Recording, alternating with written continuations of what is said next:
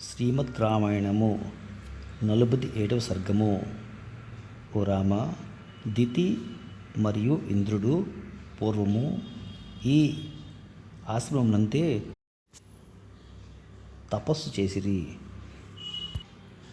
ఓ నరశ్రేష్ఠ, ఇక్ష్వాకు మహారాజునకు ఆలంబుస అను పట్టప్రాణియందు ఒక పుత్రుడు కలిగెను. అతని పేరు విశాలుడు. అతడు పరమ ధార్మికుడిగా ప్రసిద్ధికెక్కెను. ఆయన పేరుతోనే ఈ ప్రదేశమున విశాల అను నగరము నిర్మింపబడి ప్రఖ్యాతికెక్కెను.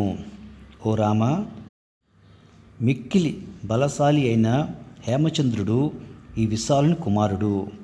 హేమచంద్రుని అనంతరము అతని పుత్రుడైన సుచంద్రుడు ఘనత వహించెను.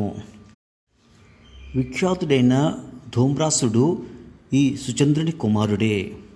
ధూమ్రాసునకు కలిగిన తనయుడు సృంజయుడు.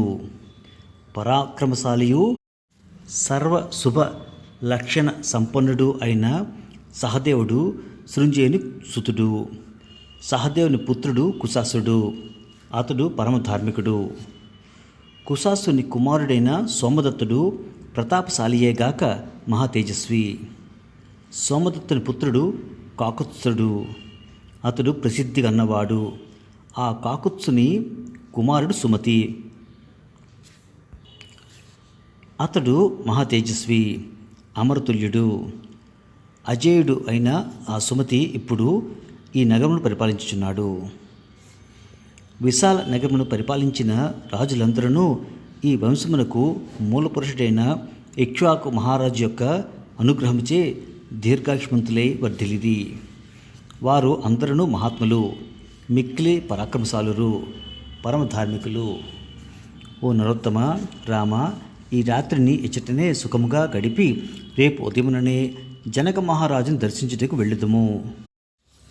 మిగుల పరాక్రమవంతుడు మహా యశస్వి అయిన ఆ సుమతి మహారాజు తన నగరమునకు విశ్వామిత్ర మహర్షి వచ్చినట్లు ఎరింగి ఆయనకు స్వాగత మర్యాదలు నేర్పుటకై పురోహితులతో బంధువులతో కూడి ఎదురేగి పిమ్మట సకల మర్యాదలతో ఆయనను పూజించి అంజలి ఘటించి కుశల ప్రశ్నలు గావించెను. పిదప విశ్వామిత్ర మహర్షితో అతడు ఇట్లనెను: ఓ మహాత్మా, నన్ను అనుగ్రహింపదలచి మీరు మా దేశమునకు దయతో విచ్చేసిరి. నేను ధన్యుడినైతిని. మీ దర్శన భాగ్యము కూడా కలిగెను. ఇక నా అంతటి ధన్యుడు ఎవరుండును?